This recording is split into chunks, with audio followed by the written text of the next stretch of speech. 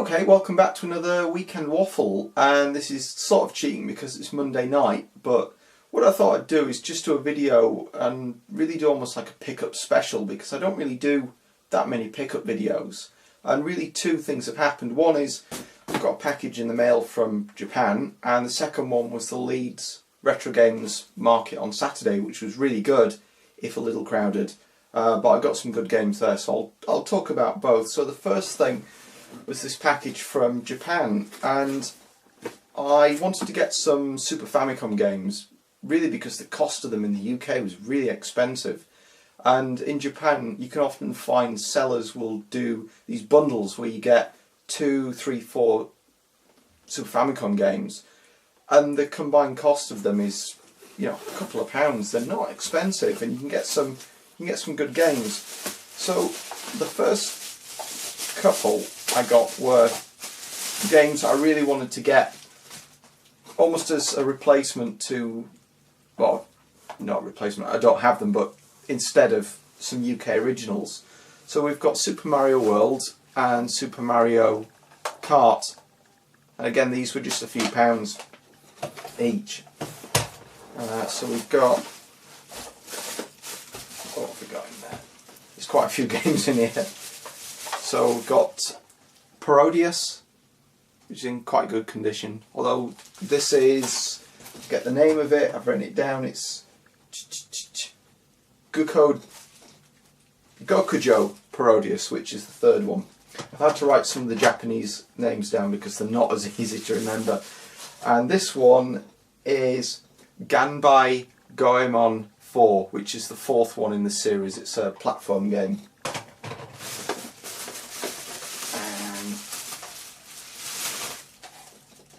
This is one that's easy to remember, Final Fight 2, which is quite hard to get hold of from the UK, but in Japan it's quite common.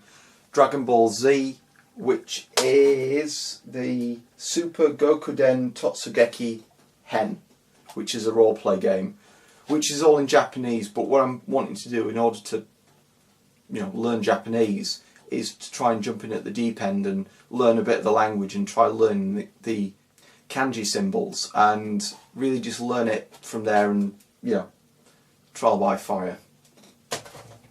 I'm a glutton for punishment, it seems. So these are, this one is the Mickey Mouse game. I've already got the PAL version of that, but because some of these came as a bundle, there was always a risk of getting duplicates in these, or getting games that I already own. And the Super Street Fighter 2, which I have on the Mega Drive, but I don't have the SNES version. This one isn't, squeaky chair, is not easy to tell unless you know what it is. It's Yoshi's Island, which they had at the Leeds market as well. I think it was about 10 quid there. And Star Fox, so two Super FX games. And the last few are Chrono Trigger, which, yes, is full of Japanese text, but it's a case of learning it. Secret of Mana 1, which is, I forget the name of the series, it's part 2 in the series because the third one is the one that never came out over here. And Front Mission, which is a tactical kind of strategy game, which I think these kind of games are probably the best to start learning Japanese with, because you've got commands and things like that. So I've been trying to learn that with Zanyasha on the Mega Drive and getting a little bit of success, but I think I need, you know, more practice. And this one is the boxed game in there, which is Super Robot Wars 4, which on the Saturn I think they call it Super Robot Wars Final or Final F, one of them.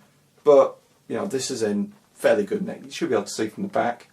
You've got kind of fighting robots. And it's almost like a mega mix of games. You've got Gundam and other series. I don't think there are any Transformers in there. There might be. You never know. Okay, so I'll put this down. So these were the games from Japan. So the bizarre thing is, I said at the beginning of the year that I probably wasn't going to buy that many more games and just concentrate on the games I've got. And yeah, I think this is going to keep me busy for the rest of the year. but never say never. Again, these weren't terribly expensive. The postage cost and the shipping and handling and all that cost way more than the games did.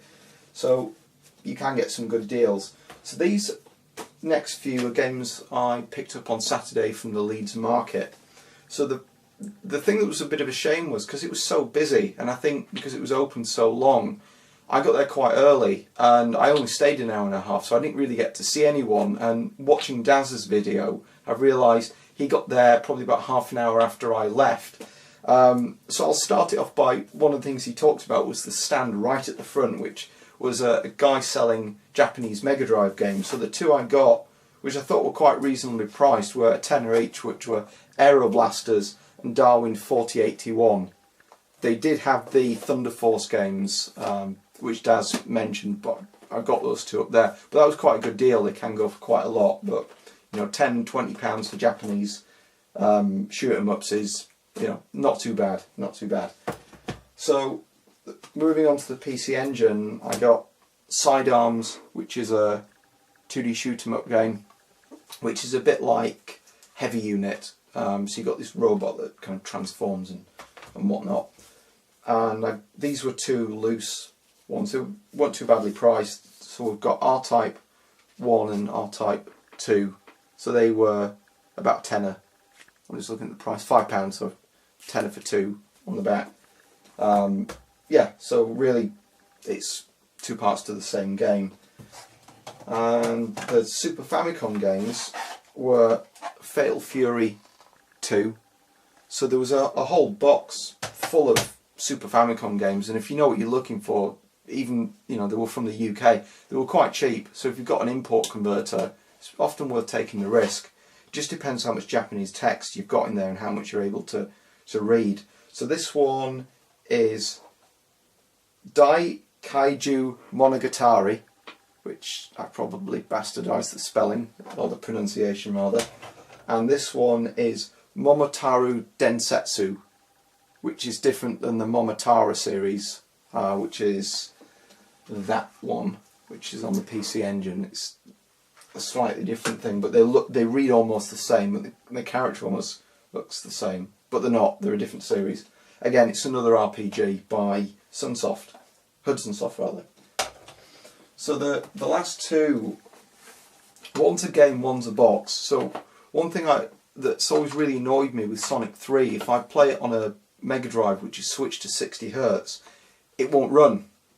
And if you run it at 50 Hz, get past the start screen and flick it into 60 Hz, the game the music plays too fast and it goes a bit weird.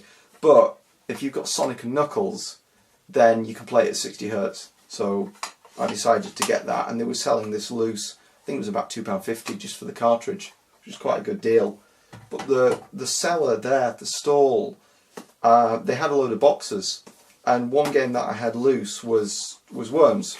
So I had the cartridge for a while just in a box, and they had this as a loose box, and he said, well, you can have it for free. So I think they were selling them about 50p, and they had a whole set of manuals as well. There wasn't one for this, but I'm not that fussed on manuals. It's just, you know, it's nice having a box just to keep things protected, particularly with the Mega Drive. So yeah, that was it. The market was really good. I think it was the first one of its kind in the UK, and I think Retrocollect did a really nice job of, you know, trying to organise it. I think, if I get the numbers right, I think they expected, was it 200–300 people, and they got about 1,200 or 1,500.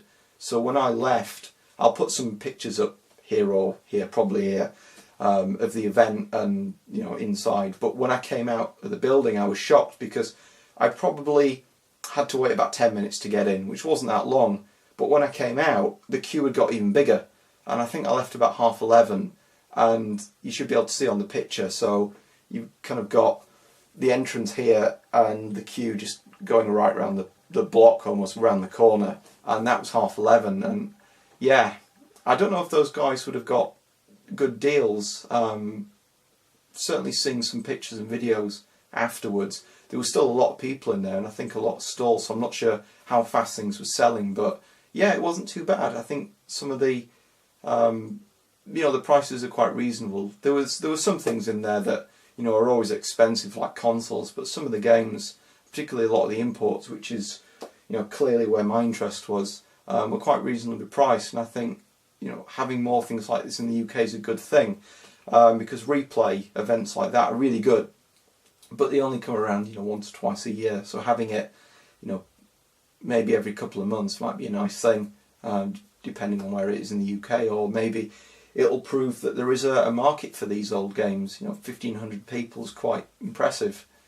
Yeah, so lots of games to play, and yeah, lots of gameplays, I think. What I'll do with I'll start with the Super Famicom games, and I think I'm not going to do the Nintendo games because they'll have been covered to death, and well, there's no AdSense on this, but I don't want a video to get taken down.